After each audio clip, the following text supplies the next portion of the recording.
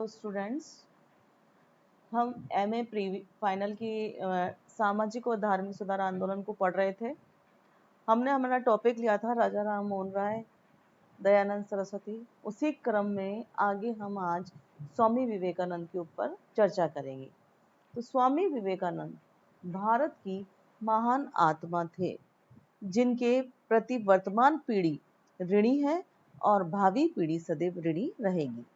उनके जीवन और चिंतन ने गांधी, तिलक, विपिन चंद्र पाल, लाला लाजपत राय, अरविंद घोष, नेहरू सभी को प्रभावित किया और रविंद्रनाथ टैगोर ने तो उनकी भांति ही अपनी रचनाओं में पूर्व तथा पश्चिम की संस्कृतियों के श्रेष्ठ तत्वों का समन्वय करने का प्रयास किया।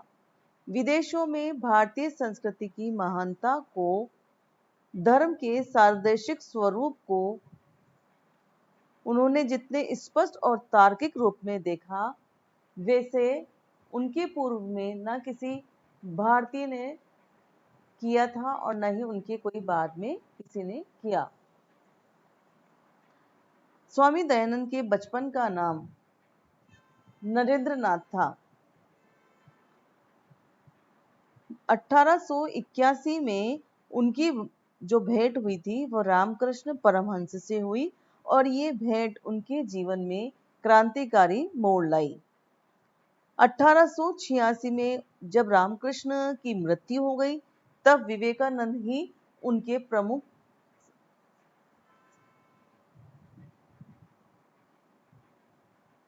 शिष्य बने।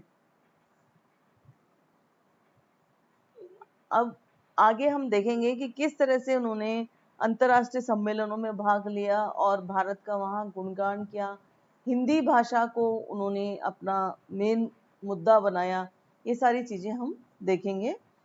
विवेकानंद ने निश्चय किया कि संसार के सामने भारत की आवाज बुलंद की जाए और इससे भी अधिक जरूरी था कि भारत की समस्याओं के लिए कोई समाधान प्रस्तुत किया जाए। तो 1893 में वे अमेरिका गए, जहां उन्होंने शिकागो में धर्म संसद सम्मेलन में भाषण दिया। उन्होंने अपने भाषण का प्रारंभ मेरे अमेरिकन भाइयों और बहनों से किया। विवेकानंद का भाषण भारत की सार्वदेशिकता और विशाल हृदयता से ओतप्रोत था, जिसने वहां के हर श्रोता को मंत्रमुग्ध कर दिया। स्वामी विवेकानंद ने हिंदू जाति की अंतरात्मा को जगाने का प्रयत्न किया और कुप्रथाओं व अंधविश्वासों को दूर करने के लिए आवाज उठाई। किंतु 4 जुलाई 1902 को केवल 39 वर्ष की अल्प आयु में ही उनका देहांत हो गया। अब हम विवेकानंद जी के दार्शनिक व धार्मिक चिंतन पर विचार करेंगे। स्वामी विवेकानंद के दर्शन के स्रोत सिद्धांत 3 थे। कौन कौन से थे? प्रथम, वेदों और वेदांतों की महान परंपरा। द्वितीय, रामकृष्ण के साथ संपर्क एवं तृतीय, उनके अपने जीवन के अनुभव। इन तीनों ही स्रोतों के माध्यम से विवेकानंद के दार्शनिक और धार्मिक विचारों का निर्माण हुआ, जो अंततगत्वा उनके राजनीतिक विचारों के आधार स्तंभ बने। अब हम वेदांत के आधार पर उनका सारदर्शिक जो है दर्शन का विकास, इस पर हम चर्चा करेंगे। धर्म के संबंध में विवेकानंद जी का चिंतन और विचार जो है वैज्ञानिक दृष्टि से थे।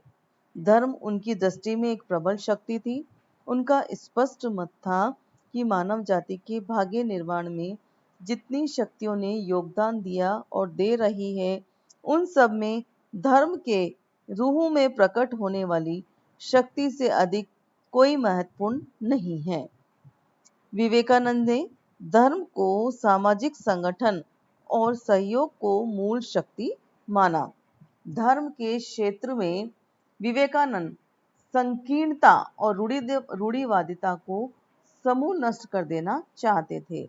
वे इस धारणा से सहमत नहीं थे कि धर्म अंधश्रद्धा का विषय है, जिसमें तर्क तथा युक्ति के लिए कोई स्थान नहीं है। नेक्स्ट पॉइंट हम पढ़ेंगे, भारत के लिए धर्म का महत्व। अब क्या था भारत के लिए धर्म का महत्व, इसमें हम देखेंगे कि विवेकानंद जी ने विवेकानंद जी को हिंदू धर्म की महानता और सार्वदेशिकता में अखंड विश्वास था।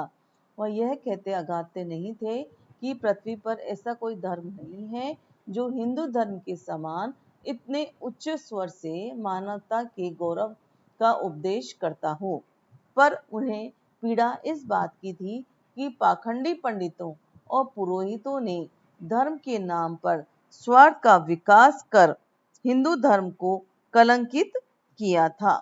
वो भी जानते थे कि किस प्रकार हिंदू धर्म में पंडितों ने पाखंड का बोलबाला कर दिया था। अब नेक्स्ट पॉइंट हमारा है धर्म की सार्वभौमिकता। स्वामी विवेकानंद ने धर्म का व्यापकतम अर्थ लेते हुए सार्वभौम धर्म का प्रतिपादन किया। उन्होंने कहा कि विभिन्न दर्शन पद्धतियों में कोई विरोध नहीं है और वेदांत अंतिम एकता को खोजने के प्रयास के अतिरिक्त कुछ नहीं है तथा वह एक सफल प्रयास है। उन्होंने वैश्विक प्रेम, प्यार और सेवा की भावना में प्रभावित होते हुए स्पष्ट शब्दों में कहा था कि धर्म विध्वंसक नहीं, निर्माणात्मक है। सार्वभौम धर्म को प्राप्त करने का मार्ग यह नहीं है कि किसी एक धर्म को अपनाकर दूसरे की निंदा की जाए। प्रत्येक धर्म में अपना दर्शन, पुराण और कर्मकांड है। सबका अपना अपना महत्व है। फिर भी यह नहीं भूलना चाहिए कि मनुष्य के स्वभाव भी भिन्न भिन्न है। अर्थात कोई विचारक है तो कोई दार्शनिक, कोई भक्तिवादी है तो कोई रहस्यवादी और कोई कर्मकांडी।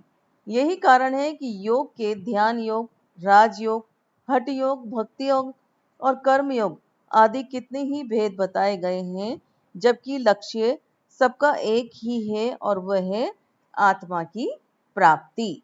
नेक्स्ट, मनुष्य मूलतः पवित्र और दैविक है।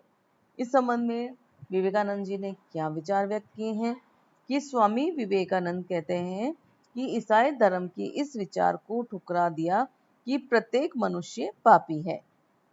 उन्होंने कहा, मनुष्य मूलतः और तत्वतः पवित्र और दैविक है। उसका स्वरूप सच्चित आनंद है। प्रत्येक मनुष्य में आत्मा की दिव्य ज्योति विद्यमान है। माया के वशीभूत होकर ही मनुष्य अपने आप को शूद्र, निर्बल और पापी समझता है। विवेकानंद ने मनुष्य से इस निर्बल बनाने वाले विचार का परित्याग करने और मनुष्य की मूलभूत दैविकता का जयघोष करने का आग्रह किया। विवेकानंद जी ने धर्म तथा अथवा आध्यात्मिकता का मूल सेवा का और त्याग में ही पाया और कहा कि महान देश भारत का संदेश इसी प्रेम और सेवा का संदेश है। ये हमसे स्वयं अपने में और दूसरे में विश्वास रखने की मांग करता है।